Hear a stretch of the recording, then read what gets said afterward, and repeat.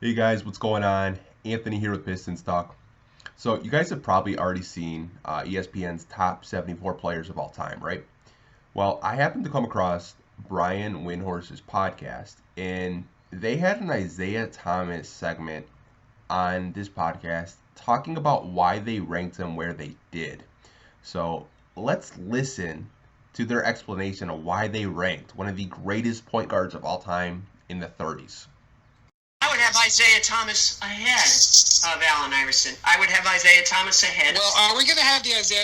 We were going to talk about two people rated too low, but we might as well have the Isiah Thomas. Yeah, it's the elephant in the room. It's been the elephant room now for 8 weeks, by the way. Isiah ranked 31st here. Isiah would you say he was the best player on the team that won 2 titles? Absolutely. Okay. Best player on the team that won 2 titles ranks behind Stockton, Iverson, and Nash. Stockton 28, Iverson 29, Nash 30, Isiah 31. And that's just not right. And look, and KP, I'm sure you can give us, like, analytically, in terms of the numbers, the analytics, I'm sure that Isiah comes in well behind those guys. And I don't want to go all, rings with a bunch of Z's on it, but being the clear-cut best player on 2 championship teams matters. Like, that's the point of this whole league, is to win championships. And when you're the guy who carries, now he obviously had great supporting cast, but he was the clear-cut man on 2 title teams. There's nobody else below him on that list who can say that, and several guys above him who weren't. Well, George Mikan. Now, I'm talking about since they stopped wearing Chuck Taylors. And glasses. I don't know, man. It's just, and again, I think we all have this. I think I ended up voting for this. Is this the thing where they kept giving us 2 players and we voted over and over? All right, so you guys send me so many things. I voted on this. All right, I can now tell you I voted on this, and you didn't listen to you at the start, Pelton. Sorry, I have to just tell you that, like, when there's this visceral reaction when you see 2 names. I hate the way that guy plays, but you have to stop yourself and say, okay, I didn't like that player, but I liked the way he played. You know what I mean? Or the style that he played. And I loved Isiah Thomas and the way he played, because I covered all those teams. So I would not fall into this category. But I'm sure there's some people going, yeah, that guy was, and it hurt him. I'm guessing. So Pelton, do you think that the recency bias of The Last Dance affected this vote, even though Isiah has been retired for 20 years? I mean, I think it tends to work positively for him because it keeps him in the conversation, quite frankly. I mean, maybe relative to, someone like Stockton, that's interesting. But Stockton's the all-time leader in assists and steals. Like, his resume is pretty unimpeachable in terms of longevity and success, aside from the championship. Let me ask you that. This has always been very difficult for me. How valuable is longevity? If you're counting the number that somebody had, if you just hang around a really long time, does that make you a better player? Like, does that worth something? I mean, in the case of Abdul-Jabbar, he had longevity and greatness. If he had played 5 fewer seasons and was second on the all-time scoring list, or 4th, it wouldn't change his greatness. And I'm not talking directly about Stockton here, but how do you compute that? I've always struggled with that. Yeah, I mean, I think that's one of the interesting things. So I put together, when we did this similar list in 2016, a historical model to evaluate players.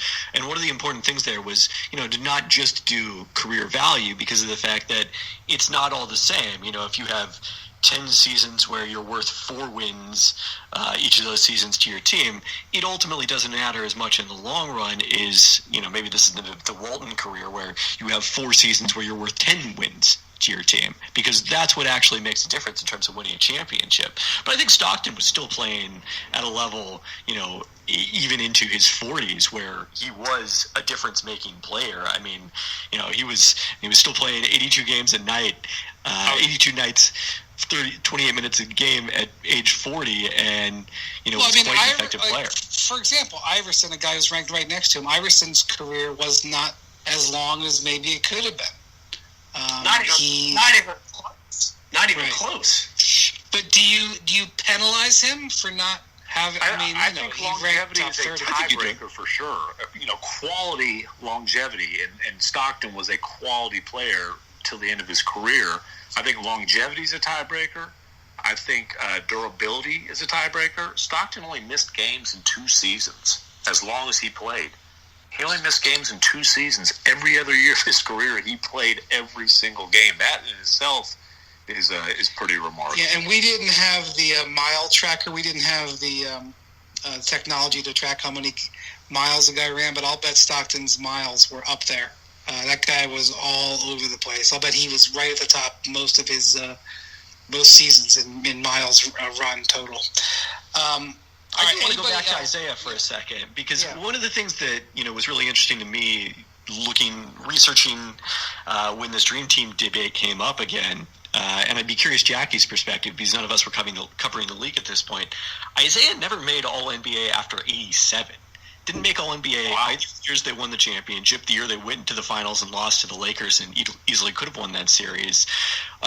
Was the sense just that he was kind of saving it for the playoffs, or what was kind of the thinking about Isiah at that point? Because interestingly enough, we've everyone has said that Isiah was clearly the best player on those teams, but Joe Dumars did make All-NBA in the last championship season they had in 1990, and Stockton and Isiah rather didn't. Right. So just remind me, All NBA at that time, was it voted on the way it is now? I think it's always been media. I'm not sure about it. Right. So there's the crux of the issue. I mean, seriously, the Bad Boys, people didn't like them, and that includes the media. And I do think it made a difference. And they made no bones. They made it difficult for the media, the Bad Boys. They very happily did that. Now, again, I was around them every single day, so I waited it out and got to know them pretty well. But they were difficult to be around. They made it difficult on people, and Beer could be a real bully in that locker room. Still can. I cover him in the WNBA. Yeah, and I mean, I love Bill. Because like any bullies, all you do is bully him back, and then you're good, right? And so I don't know about that. I will tell you this about Isiah. The one thing that maybe hurts him in this discussion is he had that broken wrist. I think it was 91. Yeah, it was the season they lost to Chicago. Right, and I don't think he was ever the same, Kevin, after that.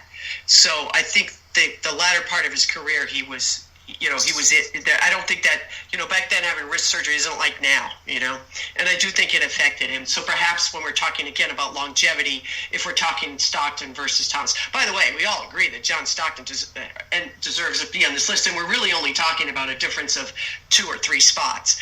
But I do think the thing that gives Isiah just a ton of street cred is he was. You can argue Joe Dumars was the better player that year, and Joe Dumars was a very fine player. But there's no question who ran that team and who made it go and who made the big shots and who took the big shots, and that was Isiah. And Isiah, as he will be happy to tell you, took down the Celtics and Bird and McHale and Parrish. He took down Jordan and Pippen and the Bulls. He took down Magic and the Lakers. There aren't a lot of guys that can say that.